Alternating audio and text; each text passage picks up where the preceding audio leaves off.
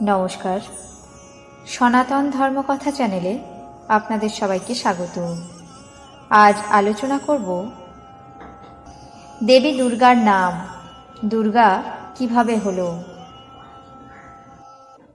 দেবী ভাগবত পুরাণ অনুসারে হিরণ্যাক্ষ পুত্র রুরুর বংশধর ছিল দুর্গম।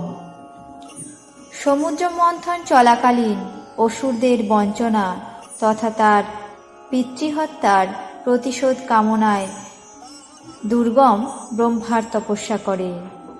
সে কঠোর তপস্যা করে ব্রহ্মাকে সন্তুষ্ট করে এবং বর প্রার্থনা করে যে তাকে এমন এক নারী বধ করবেন যিনি অনাবদ্ধকে আবদ্ধ করতে পটীয়সী। তারপর ব্রহ্মা সন্তুষ্ট হয়ে তথাস্তু বলে প্রস্থান করেন। বর লাভের অহংকারে মত্ত দুর্গম এরপর শুরু করে চরম বিশৃঙ্খলা। তার অত্যাচার আর ধ্বংসলীলায় ত্রিভুবন বিধ্বস্ত বিপর্যস্ত হয়ে পড়ে। ক্ষমতা আর বিজয় গর্বে মত্ত অসুর এবার চতুর্বেদকে হস্তগত করে নেয়। ধীরে ধীরে সৃষ্টির ভারসাম্য ব্যাহত হতে থাকে। সকল দেবতাদের আরাধনায় এবং প্রার্থনায় দেবী মহামায়া এক দশভুজারূপী মঙ্গলময়ী দেবীরূপে আবির্ভূত হন এবং দুর্গমাসুরের বিরুদ্ধে যুদ্ধ ঘোষণা করেন।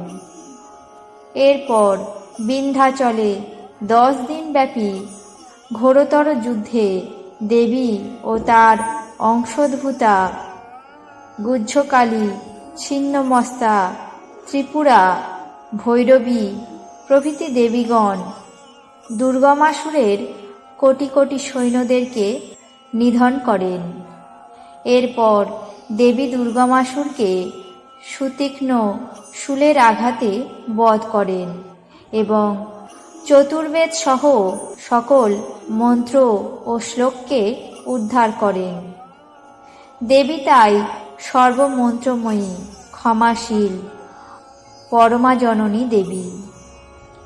এরপর অনুতাপদগ্ধ দুর্গমাসুরকে অদ্বৈত ব্রহ্মের জ্ঞান প্রদান করে মোক্ষ লাভ করান।